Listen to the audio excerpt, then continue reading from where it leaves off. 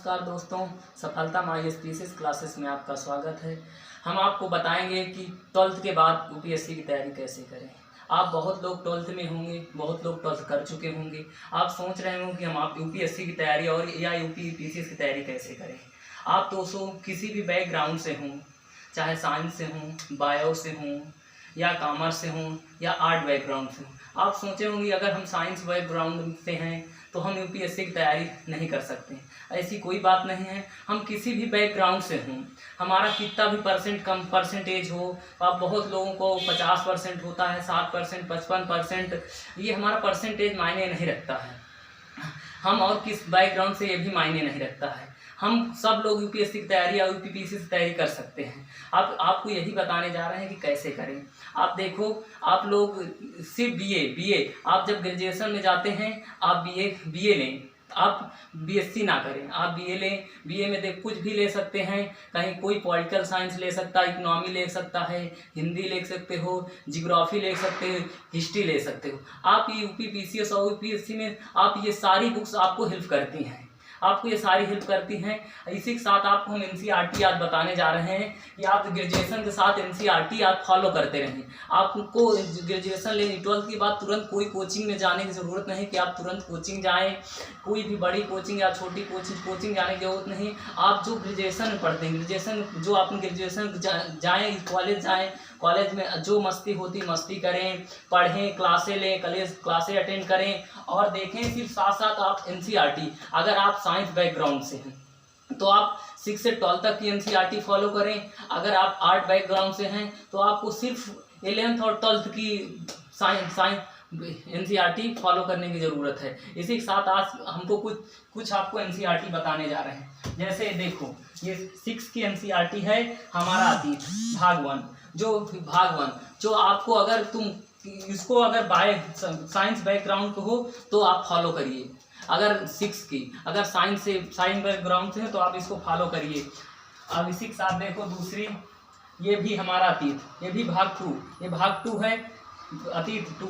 इसमें अगर आप इसको आर्ट बैकग्राउंड से तो आप तो ये सब पढ़ ही चुके हो, आप तो 11th 12th आप तो सारी ये पढ़ ही चुके हो। आपको सिर्फ एक रिवीजन की ज़रूरत है। आप सिर्फ रिवीजन, आपको पहले पता नहीं था कि यूपी और यूपीपीसीएस में हमें जो आज पढ़ रहे हैं यही आगे चल के चलो, तो आप उस टाइप नहीं पढ़े। आप यूपीपीसी और यूपीएससी के नज़रिए से आप पढ़ेंगे।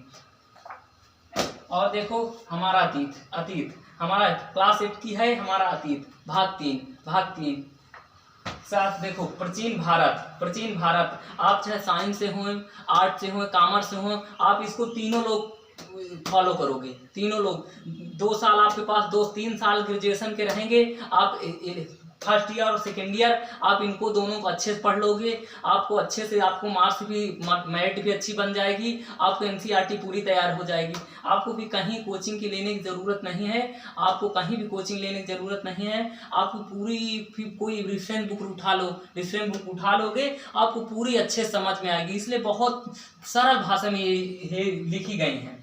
आप देखो मध्यकालीन भारत जो कक्षा 11 की है, इसको भी फॉलो कर सकते हो आप।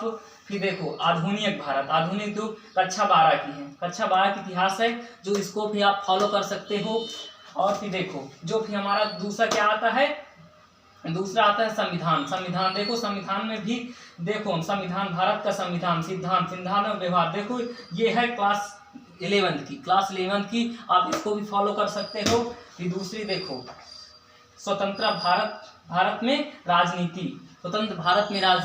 जब हमारा भारत स्वतंत्र हो गए, इसके बाद हमारी राजनीति कैसी थी, हमारा स्वतंत्रता के बाद हमारा संविधान कैसा डेवलप हुआ, क्या क्या प्रोसेस रहे, आपको पूरी जानकारी इसमें मिल जाएगी। आज तक की वर्तमान तक की सारी जानकारी मिल जाएगी। आप इसको भी फॉलो कर सकते हो। आप देखो स्वतंत्र भारत की राजनीति, जो ये भी 12th की है, वो भी 12th की थी। इसको भी भाग 2, इसको भी आप फॉलो कर सकते हो। तुम्हें कोई भी आप फॉलो कर सकते हो, 2 में 1। और ये देखो भारत भौतिक पर्यावरण। देखो हमारे आज में पर्यावरण की कैसे क्षति हो रही है, कैसे कार्बन डाइऑक्साइड, कैसे प्रदूषण फैल रहा, इसकी जानकारी आपको पूरी इसमें मिल जाएगी। कैसे हमारे जो उद्योग डेवलप हो रहे हैं, कैसे हमारे मानव जीवन को प्रभावित कर रहे हैं, इसको आपको सारी जानकारी मिल जाएंगी दोस्तों। फिर देखो ये है अर्थव्यवस्था। अर्थव्यवस्था देखो, जैसे इकोनॉमी ये सिर्फ 9th 10th 11 12 सिर्फ 4 बुक पढ़नी होती हमें। आप तो साइंस बैकग्राउंड के हो, आर्ट बैकग्राउंड के हो, कोई भी बैकग्राउंड के हो, आप इनको चारों को फॉलो करना है आपको। ये चारों फॉलो करोगे, जिसके बाद ये आप अगर आर्ट बैकग्राउंड के हो तो आपको 8th 9th और